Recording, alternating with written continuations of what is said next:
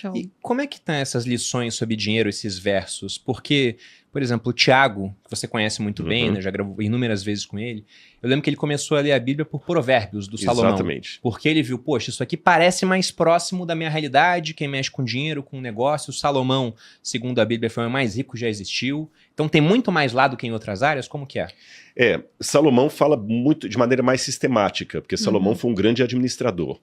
Mas não é somente Salomão que toca nesse assunto. Como você comentou aí no início e foi correto, existem pelo menos 2.350 versos na Bíblia que lidam diretamente com a temática do dinheiro. Não vamos falar dos 2.350 versos, senão vamos ficar aqui até amanhã e vamos bater o recorde do primo lá sobre a vida de Jesus. Mas a Bíblia fala muito. É porque que algumas pessoas se surpreendem com isso. Talvez por algumas 2 ou 3 razões. A primeira delas é que nós somos herdeiros de uma teologia medieval que demonizou o dinheiro e as finanças. Sim. E geralmente é interessante, as pessoas que demonizam o dinheiro podem ser classificadas geralmente em 2 grupos. Aqueles que não conseguiram ir para lado nenhum. Então, quando o macaco não pode comer a banana, ele fala que ela está podre. Então, como ele não foi bem sucedido, ele não foi bem na vida, ele demoniza o dinheiro e todo mundo que conseguiu. Ele sempre coloca aquele bem-sucedido como sendo o algoz, o maldito e tudo mais. E o segundo grupo, que também se beneficia com esse discurso, é aquele que a pobreza é uma virtude para o outro. É como a gente vê em muitos países comunistas, por exemplo. O povo fica o proletariado aí, todo mundo ganhando pensão do governo, que é a coisa básica para todo mundo, mas os chefes de Estado estão... Eles se beneficiam da tristeza do Fidel Castro não comia o que os cubanos comiam. Você está entendendo?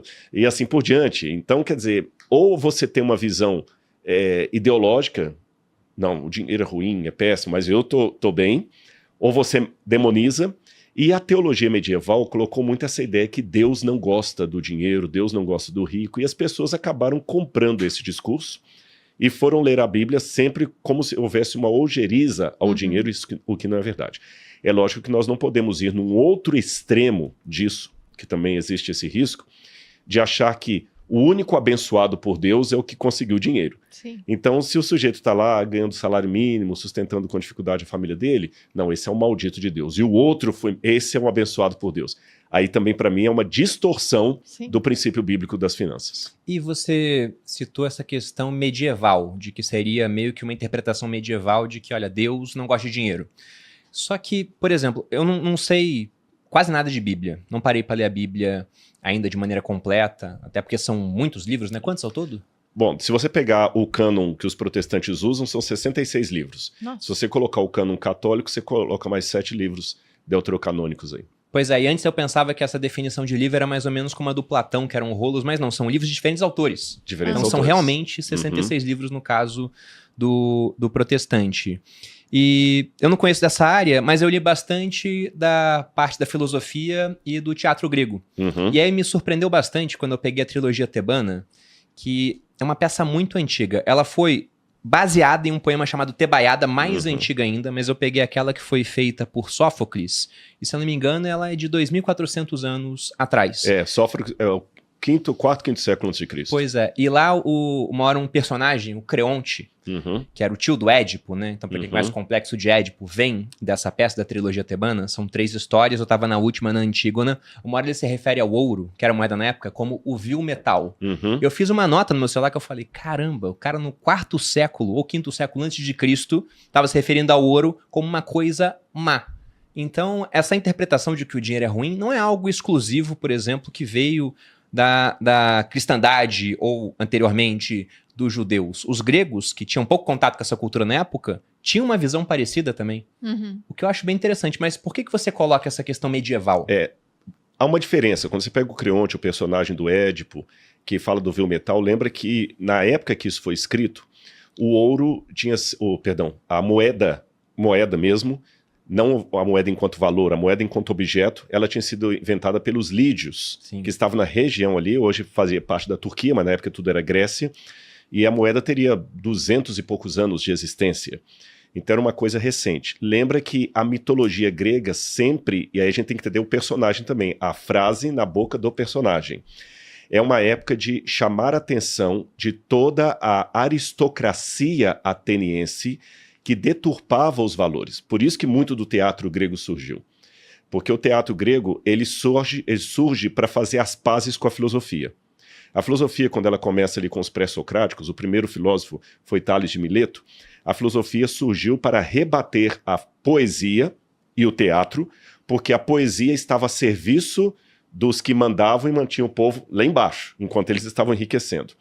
Então a filosofia veio de encontro. Quando vem Sófocles, é uma outra etapa onde o teatro agora tem discursos filosóficos. Então o teatro não quer ser mais inimigo da filosofia, mas ele quer pegar a filosofia e passar de maneira teatral para as pessoas. Então a ideia que eles estão criticando ali é a deturpação da virtude. A aristocracia, a palavra aristes em grego significa virtuoso.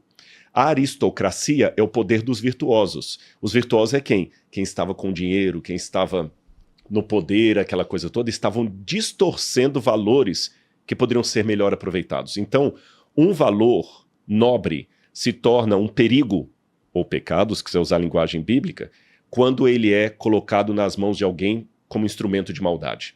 Lembra que o próprio Édipo, ele está constantemente desgostoso com a vida, porque ele já estava apaixonado pela mãe, Jocasta, mata o próprio pai, ele termina, inclusive, rasgando os 2 olhos e saindo pelo mundo quando ele descobre as verdades dele.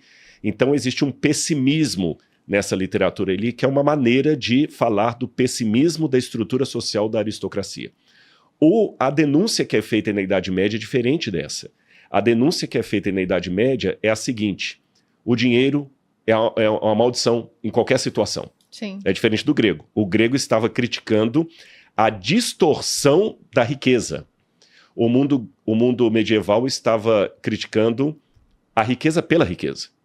E criticando de uma maneira muito, como eu falei, né? Porque os bispos, os teólogos estavam comendo à vontade enquanto o pessoal passava fome. A monarquia também era a mitra e a espada.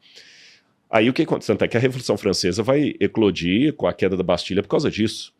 Então é um outro fenômeno. Qual é o resultado disso na Idade Média? Vai ser justamente a chegada do capitalismo. Que o capitalismo tenta, de certa forma, redimir a visão de riqueza. E o capitalismo é uma criação do protestantismo. Vocês sabem disso. O capitalismo você tem... O pessoal fala muito da ética protestante. A ética protestante, é um fruto do protestantismo. E o capitalismo vem para justamente dar uma outra visão, e depois, quando o capitalismo também é questionado, aí você tem Karl Marx com a dialética da luta de classes, que vai dar origem ao comunismo, ao socialismo. Bom, só situando o pessoal que não sabe nada da questão do Édipo, que eu citei rapidamente aqui e o Rodrigo completou, vou dar um spoiler, mas a história tem 2.400 anos, então acho que a gente está autorizado a fazer esse tipo de coisa por aqui, não é? Não tem ninguém vivo para processar. Pois é, exatamente. Então qual é a história do Édipo? O Édipo, ele é um herói grego. Ele nasceu filho de um pai chamado Laio, né, e da mãe Jocasta, e havia uma profecia que dizia que o Édipo iria matar os próprios pais. Sim. Que era uma maldição familiar. Ele ia matar o pai. Aliás, o pai, exatamente. Aí o pai, ele falou, olha, então vamos me livrar dessa criança. Ele furou os pés do Édipo em grego significa algo como pés inchados, deu para um pastor e falou, abandona num monte, porque não podia matar diretamente a criança, porque na mitologia grega haviam divindades que elas tinham exclusivamente a missão de castigar aqueles crimes intrafamiliares, eram as fúrias, né, as erinhas. Então, ele não podia fazer isso. Ele deu o pastor ia deixar a criança lá, mas acabou se apiedando e levou para outros reis, em Corinto, uma outra cidade. O pai do Édipo era rei em Tebas. Aí o Édipo cresceu, virou um jovem bem forte, e aí uma vez foi falar com o oráculo, e o oráculo falou, olha, você está destinado a matar o seu pai e se casar com a sua mãe. Aí ele fugiu de casa. Só que ele não sabia que ele era adotado. Daí ele falou, não quero matar meu pai, não quero me casar com a minha mãe. Fugiu de casa, enquanto andava pelas estradas na Grécia, encontrou uma comitiva, sem saber que era um rei, e sem saber que era o pai dele, o Laio, se estranhou com o pessoal, matou todo mundo, inclusive o pai. Então cumpriu parte da profecia, chegou em Tebas e Tebas tinha, naquela época, uma grande aflição devido a um monstro chamado Esfinge, que devorava os viajantes que não descobriam o enigma. Ele falava assim, decifra-me, eu te devoro, colocava um enigma, ninguém conseguia, então a cidade estava entrando em crise.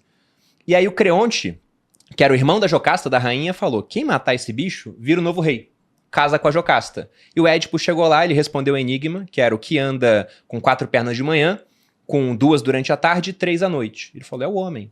Engatinha, quando tá novo, depois com 2 pernas, na velhice uma bengala. A Esfinge se matou, se jogou no abismo. Ele chegou em Tebas como um herói, Se casou com a mãe, confundiu um amor que seria fraternal com alguma coisa física, teve 4 filhos com ela.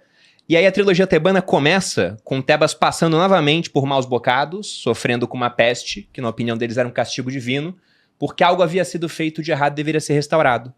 E aí falaram, olha, tem que descobrir quem cometeu o crime de matar o rei Laio. E o Édipo fala, eu vou descobrir isso. Só que ele era o próprio criminoso. Então, o primeiro romance policial, digamos assim. É nessa situação que ele termina vazando os próprios olhos e saindo cego pelo mundo, né? Pois é. E toda essa ideia de complexo edipiano que a psicanálise vai usar depois, ela é inspirada na ideia grega, né? De filhos que são apaixonados pela mãe de maneira inconsciente e tudo mais.